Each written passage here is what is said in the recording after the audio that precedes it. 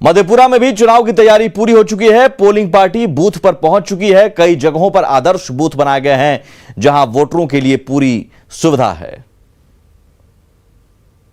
बिहार विधानसभा चुनाव के आखिरी दौर का मतदान कल होगा और इसकी तैयारी पूरी कर ली गई है। अभी हम मधेपुरा विधानसभा क्षेत्र में हैं, मधेपुरा में हैं। ये देखिए आप, शांति आदर्श मध्य विद्यालय मधेपुरा है जहां पर वोटिंग होगी। ये बूथ बनाया गया है और इसमें 5 बूथ है इस मध्य विद्यालय में। और यहाँ पर आप दोनों तरफ देखिए, जो पोलिंग पार्टी के लोग हैं वो अब यहाँ पहुंच चुके हैं और यहाँ पर कल सुबह से मतदान की प्रक्रिया शुरू हो जाएगी। 195 नंबर बूथ आप देख पा रहे होंगे। उसके अलावा और भी 4 बूथ, यानी टोटल 5 बूथ इस स्कूल पे बनाए गए हैं। और यहाँ पर देखिए पुलिस के लोग, जो पोलिंग पार्टी के लोग हैं, वो लोग यहाँ पर आ चुके हैं। हम एक बार बात भी कर लेते हैं। आप यहाँ कहाँ से हैं? हम जो है पटोरी से हैं। अच्छा, तो आप यहाँ पे पोलिंग पार्टी में हैं? जी हाँ, प्रिजाइडिंग है यहाँ के। अच्छा, प्रिजाइडिंग 195 जी नंबर के प्रिजाइडिंग। जी हाँ। कब से आ गए आप लोग? हम लोग कल से ही आ गए हैं। अच्छा, कल से ही यहाँ पे कैंप? जी हाँ। तो सुबह से पूरी तैयारी हो चुकी है वोटिंग के जी लिए? जी सर। क्या नाम हुआ आपका? तनवीर अहमद। तनवीर अहमद। तो ये तनवीर अहमद साहब है, यहाँ पर प्रिजाइडिंग ऑफिसर हैं 195 नंबर बूथ के। और यहाँ पर टोटल 5 बूथ हैं और अलग अलग सभी बूथों पर आप देखिए ये लोग पहुंचे हुए हैं और लगातार जो जारी हो रहा है, जो काम है इन लोगों का, वो किया जा रहा है। यहाँ देखिए ये लोग पुलिस बल हैं, पुलिस बल के हैं, होमगार्ड के जवान। आप होमगार्ड के जवान हैं? जी, होमगार्ड के जवान। अच्छा, यहाँ कब से हैं? सवेरे के लिए ड्यूटी लगी है यहाँ? जी जी। तो पुलिस के भी लोग जो होमगार्ड के जवान हैं, चाहे और भी पुलिस के, और अलावा इसके जो आप देखिए और भी बूथ है यहाँ पर। टोटल 5 बूथ इस स्कूल में बनाया गया है और सभी जगह तैयारी जो है वो पूरी हो चुकी है और सुबह से वोटिंग की प्रक्रिया यहाँ पर शुरू होगी। उसको लेकर जो तैयारी है वो पूरी हो चुकी है। पुलिस बल की तैनाती अब सुबह से, चूंकि यहाँ पर अर्धसैनिक बलों की तैनाती भी होनी है, उसके लिहाज से भी पूरी तैयारी रहेगी। और रात, ये 2 दिन से यहाँ पर लोग हैं, मौजूद हैं और रह रहे हैं यहाँ पर, क्योंकि कल से सुबह से यहाँ पर आप भीड़ भाड़ देखेंगे जब वोटिंग करने के लिए लोग इस मतदान केंद्र पर पहुंचेंगे। तो पूरी तरह से मधेपुरा में वोटिंग को लेकर तैयारी हो चुकी है। कैमरा पर्सन आशीष के साथ साकेत कुमार, न्यूज 18।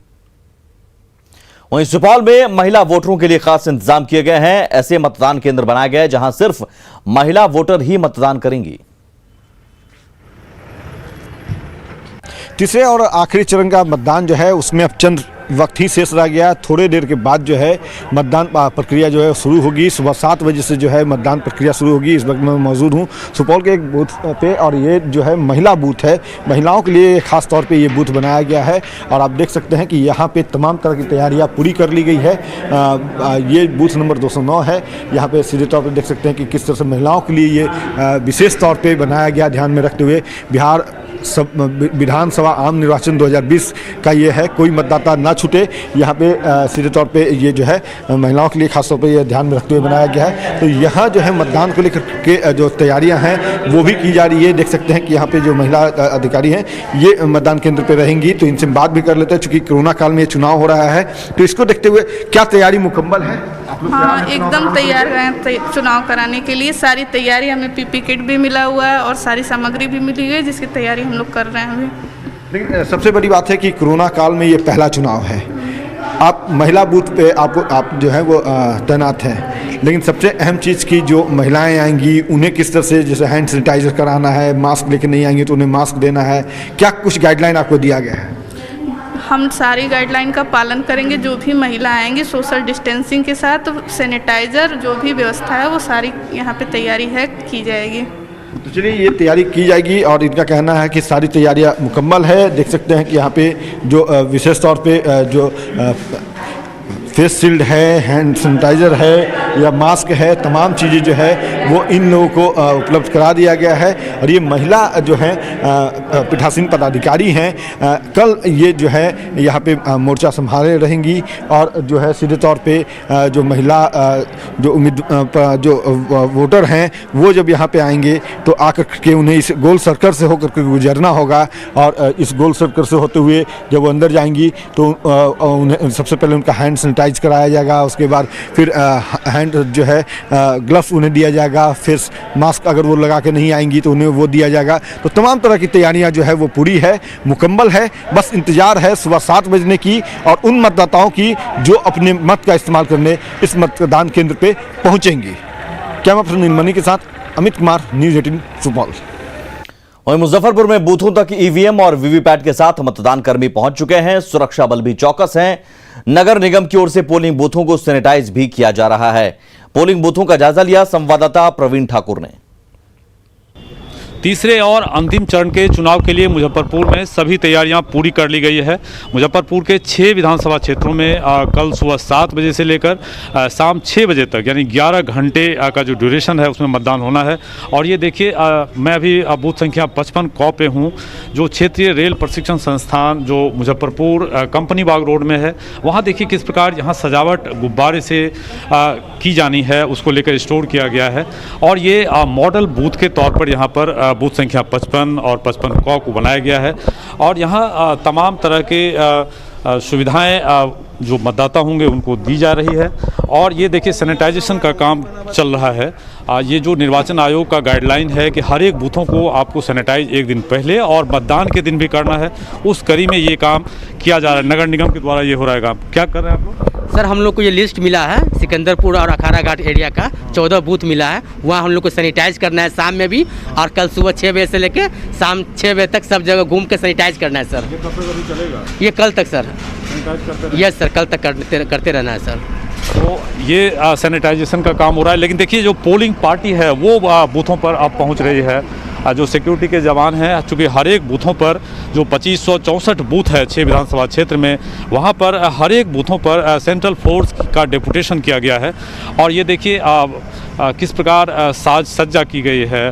इसके अंदर की तस्वीर भी आप देखिए। ये एक लॉन है जो क्षेत्रीय रेल प्रशिक्षण संस्थान का है, और ये बड़ी सुंदर सजावट यहाँ की गई है। जो मतदान कर्मी आएंगे उनको वेटिंग रूम होगा, साथ ही साथ इसमें जो बच्चे आएंगे उनके लिए भी ग्राउंड है, बच्चों को सुविधाएं दी गई है। तो पूरी तरह कोशिश ये है कि अधिक से अधिक मतदाता बूथों तक आए। और हम लोगों ने देखा था दूसरे चरण के चुनाव में सबसे अधिक वोटिंग मुजफ्फरपुर के 5 विधानसभा क्षेत्रों में ही हुई थी। ऐसे में उम्मीद है, प्रशासन ने लक्ष्य रखा है कि 70% मतदान इस बार हो। ऐसे में लगातार इस प्रकार के मॉडल्स बूथ बनाए गए हैं हर एक विधानसभा क्षेत्र में, और कोशिश है कि अधिक से अधिक मतदाता बूथों तक पहुँचें। कैमरामैन संजीव के साथ प्रवीण ठाकुर, न्यूज़ 18 मुजफ्फरपुर। वहीं बगहा में कल होने वाले तीसरे और अंतिम चरण के चुनाव को लेकर तैयारियां पूरी कर ली गई हैं। चुनाव के साथ साथ वोटिंग के दौरान कोरोना से निपटने के लिए भी आयोग ने पूरी तैयारी कर रखी है। बगहा के एक बूथ से चुनावी तैयारियों का जायजा लिया आनंद अमृतराज ने। तिरंगे के साथ मतदान का अधिकार ये बेहद महत्वपूर्ण है, और ये बूथ पर लिखा भी हुआ है, मतदान को बनाओ अपना धर्म, क्योंकि चुनाव है लोकतंत्र का पर्व। ये बिल्कुल अच्छा कोट लिखा हुआ है, और इस कोट का लिखने का मतलब साफ है कि चुनाव आयोग चाहता है कि ज्यादा से ज्यादा लोग मत का प्रयोग करें। इस वक्त हम लक्ष्मीपुर एक मध्य विद्यालय में मौजूद हैं, और हम आपको तस्वीर दिखा रहे हैं जहां पे कल इस कमरे में वोटिंग होनी है, और चुनाव कार्य से जुड़े हुए जो लोग भी हैं वो तमाम तैयारियों में लगे हुए हैं। और कल सुबह में 7 बजे से मतदान का कार्य जब शुरू होगा तो इनके ऊपर बड़ी जिम्मेवारी है। तो तमाम जो कागजी काम है वो पूरा किया जा रहा है। क्या नाम है सर आपका? वृद्धि महतो। वृद्धि जी, तमाम तैयारियां हो गई हैं जी? अच्छा सर, आप ही बताइए, ये तमाम तैयारियां पूरी हो चुकी है ना? नहीं, अभी तमाम तैयारियां पूरी नहीं हुई हैं, पूरी होने के क्रम में है। हाँ। अच्छा, और कल जो वोटिंग करने के लिए आएंगे उनके लिए क्या क्या कुछ मुहैया आप करा रहे हैं ताकि कोरोना से कोई डर ना हो मतदाताओं को? पूरे किट के साथ यहाँ किट में सरकार ने सारी चीजें उपलब्ध करवाई हैं, जिसमें मास्क है, वोटर को हम लोग ग्लव्स भी देंगे ताकि वो कीबोर्ड जो है उससे संक्रमित ना हो, जो बैलेट यूनिट है उससे किसी तरह संक्रमित ना हो। इसके अतिरिक्त टेम्परेचर भी लिया जाएगा, थर्मामीटर भी है। हाँ, मुझे लगता है यानी कि देखिए किट तैयार कर दिया गया है, और इस किट में वो तमाम चीज हैं जो कल मतदाताओं को मिलने वाला है। थर्मल स्कैनर, इससे टेम्परेचर नापा जाएगा। इसके अलावा सैनिटाइजर, ये सैनिटाइजर है। इसके अलावा ग्लव्स है, मास्क है, और आप लोग को भी फेस शील्ड वगैरह मिल रहा है ना? जी जी, मिल रहा है। तो देखिए, जो मतदान कर्मी है उनके लिए भी पूरी व्यवस्था की गई है। फेस शील्ड से लेके मास्क और ग्लव्स सब कुछ मिला हुआ है। मतदाता है उनके लिए भी पूरी व्यवस्था है, और जो हमारे बहुमूल्य मतदाता हैं उनके लिए भी हम लोगों ने सारी व्यवस्था की हुई है कि वो भी किसी तरह से संक्रमित ना हो। बिल्कुल। हाँ। तो देखिए, जो संक्रमित लोग होंगे उनके लिए भी वोट कास्ट करने की व्यवस्था की गई है। बिल्कुल, पीपी किट पहन के उनको आना है। जी हाँ। तो देखिए तमाम तैयारियां पूरी हो गई हैं और चुनाव कार्य से जुड़े हुए जो लोग हैं उन्हें पूरी जानकारी दी गई है। कैमरामैन सुबोध के साथ आनंद अमृतराज, न्यूज 18 नेटवर्क, बगहा। तो बिहार में किसकी सरकार बनेगी इसका फैसला 10 नवंबर को हो जाएगा, मगर पटना में बुद्ध मार्ग के लड्डू दुकानदारों को अब तक नेताजी के ऑर्डर का इंतजार है। जश्न के लिए लड्डू की बुकिंग नहीं हो सकी है। दुकानदार भी मानते हैं कि सभी पार्टियों में जीत को लेकर इस बार कंफ्यूजन है। जायजा लिया न्यूज 18 संवाददाता रजनीश कुमार ने। महज 72 घंटे बाद प्रत्याशियों के भाग्य का फैसला होने वाला है, लेकिन चुनावी अंकगणित में नेताजी अब भी उलझे हुए हैं। नतीजा, लड्डू की अब तक बुकिंग नहीं हो सकी है। इस वक्त हम पहुंचे हैं बुद्ध मार्ग में, जहां पर हर बार जो पार्टी के नेता होते थे आकर लड्डू की बुकिंग कराते थे 7 दिनों पहले, 10 दिनों पहले, लेकिन महज 72 घंटे शेष बचे हैं, अब तक लड्डू की बुकिंग नहीं हुई है। नतीजा देख सकते हैं कि लड्डू की मिठास तो बरकरार है, लेकिन जो दुकानदार है वो मायूस बैठे हुए हैं। ज़रा बात करते हैं, आखिर आपकी मायूसी का कारण क्या है? कोई ऑर्डर नहीं भी तक आया है। चुनाव के समय में जी रिजल्ट के पहले पानी पहले आता था, छोटू सिंह आते थे कभी कभी, या कोई आता था। कौन कौन पार्टी के नेता आते थे? नीतीश कुमार के आदमी आते थे, लालू यादव के आदमी आते थे, अभी कोई नहीं आ रहा है। ये अनिल पाठक हैं, दुकानदार हैं, और देखिए कि नमूना लेकर बैठे हुए हैं। कई वेराइटीज़ के यहाँ पर लड्डू हैं और कारीगर भी इंतज़ार कर रहे हैं। देख सकते हैं कारीगर भी इंतज़ार कर रहे हैं कि ऑर्डर आएगा और माल तैयार करेंगे, लेकिन नेताजी नहीं पहुँच रहे हैं। कुछ और दुकान है यहाँ पर, उनसे ही बात करते हैं। चूँकि जो भी दुकानें आप देख पा रहे हैं बुद्ध मार्ग में, हर दुकानों में रौनक आ जाती थी मतगणना से ठीक 10 दिन पहले, लेकिन देख सकते हैं यहाँ भी अब तक कोई नेताजी दस्तक नहीं दिए हैं और लड्डू का नमूना यहाँ भी दिख रहा है। क्या लग रहा है, कैसा माहौल है? सर माहौल तो अभी नॉर्मल है सर। हम लोग तो अभी कन्फ्यूजन में जैसे दिख रहा है, पहले तो ऑर्डर नहीं मिलता था कुछ, लेकिन आज लग रहा है कि लोग कंफ्यूज हैं बहुत।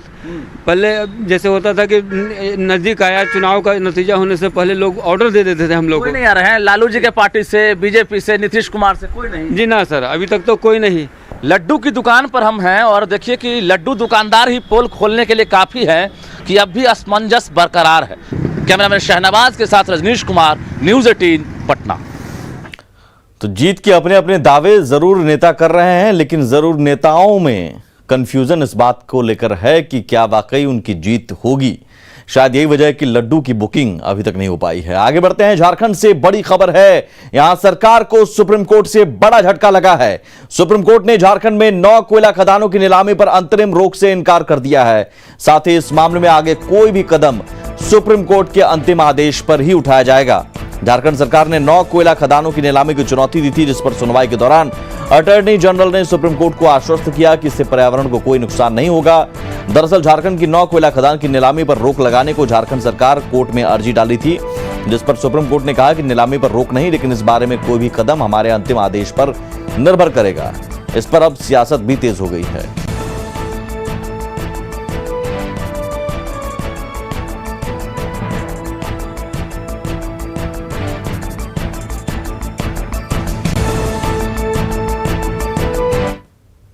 ने किसी तरीके के अंतरिम राहत देने से इनकार किया। और राज्य सरकार की अगर आप अर्जी को देखेंगे तो एक तरफ ये अंतरिम रोक लगाने की मांग कर रहे हैं और दूसरी तरफ ज़्यादा रेवेन्यू की भी बात कर रहे हैं। तो राज्य सरकार की अर्जी में खुद से विरोधाभास था। तो फिलहाल सुप्रीम कोर्ट ने किसी भी प्रकार की राहत देने से राज्य सरकार को इनकार किया है और मामले की विस्तृत सुनवाई होगी। सरकार और संगठन इसकी अध्ययन करेगी और इसके बाद ही जो है कुछ बोलना उचित रहेगा, क्योंकि किस संदर्भ में माननीय सुप्रीम कोर्ट का निर्णय आया है, तो इस पर पार्टी जो है पहले इसकी विवेचना करेगी और तभी जो है हम इस पर स्पष्ट राय दे सकते हैं। और किस लिए, किस आधार पे यहाँ पे कोल ब्लॉक का आवंटन नहीं होना चाहिए, ये राज्य सरकार के तरफ से सुप्रीम कोर्ट को बताया गया था। लेकिन उसके बावजूद भी इस तरह का जो निर्णय आया है, अब जो निर्णय आया है उसका लिखित कॉपी जब हम लोगों को प्राप्त होगा, सरकार को प्राप्त होगा, तो उसके बाद उसकी समीक्षा कर ली जाएगी और समीक्षा के उपरांत सरकार आगे की कार्रवाई करेगी।